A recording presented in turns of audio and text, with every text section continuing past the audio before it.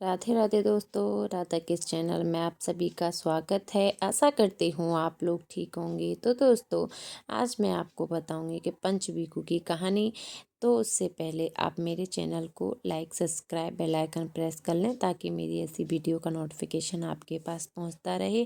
तो दोस्तों, पंचवीकू की कहानी क्या होती है? जो 5 दिन होते हैं इक्कासी से लेकर पूर्णमासी तक, ये 5 दिन में जो ये कथा सुनी जाती है उससे पूरे कार्तिक का हमें फल मिलता है।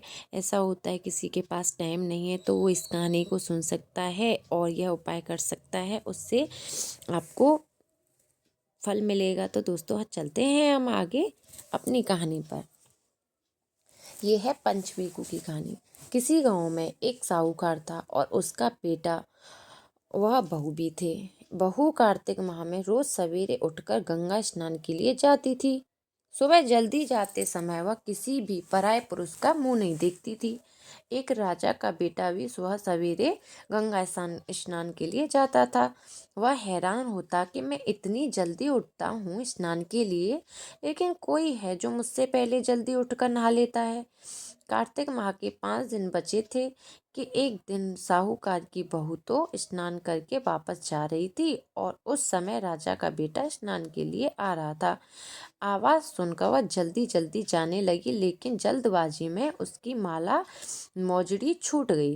राजा के बेटे ने उसकी माला मोजड़ी उठा ली और सोचने लगा कि जिस स्त्री की यह माला मोजड़ी इतनी सुंदर है वह स्त्री कितनी सुंदर होगी। उसने पूरे गांव में मुनादी करवा दी कि जिसकी तरह माला मोजड़ी है वह 5 रात मेरे पास आएगी। साहूकार के बेटे की बहू ने कहलवा दिया कि मैं 5 रात आऊंगी, लेकिन किसी को साख भी भरने बैठा देना। राजा के बेटे ने एक तोते को पिंजरे में बंद कर गंगा के किनारे पेड़ पर टंगा दिया। सुबह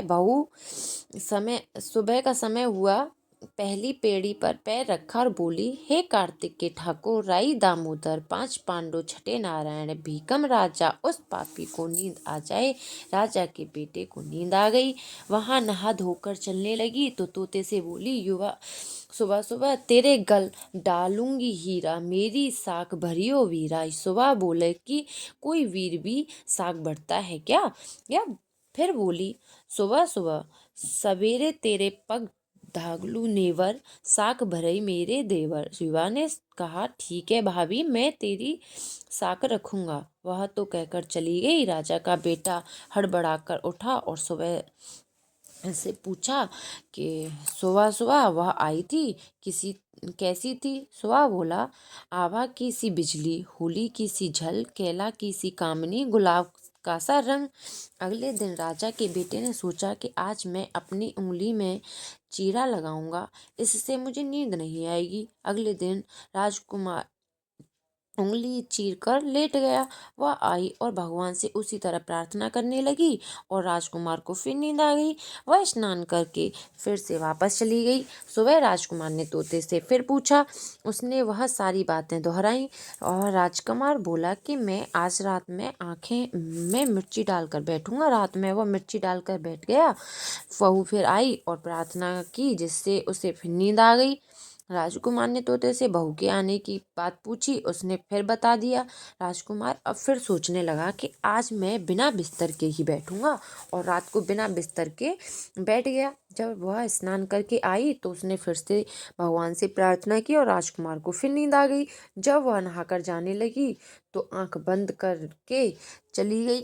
राजकुमार जब उठा तो वह जा चुकी थी। राजकुमार फिर सोच में पड़ गया और सोचने लगा कि आज मैं अंगीली जलाकर बैठूंगा, जिससे नींद नहीं आएगी। वह फिर रात को अंगीठी जलाकर बैठ गया।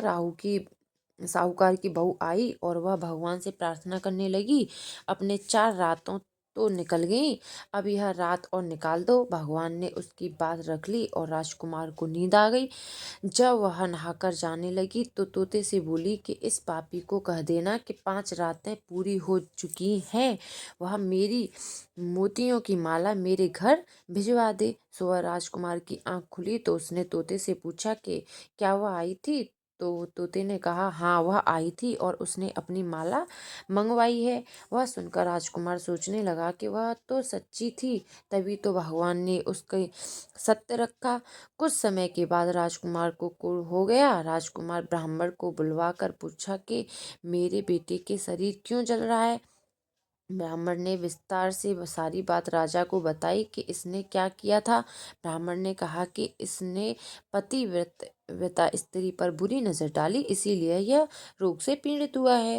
राजा ने उसके ठीक होने का उपाय पूछा तो ब्राह्मण ने कहा कि यह साहूकार की बहू को धर्म की बहन बनाए और रोज उसके नहाए हुए जल से यह स्नान करे, तब यह ठीक हो सकता है।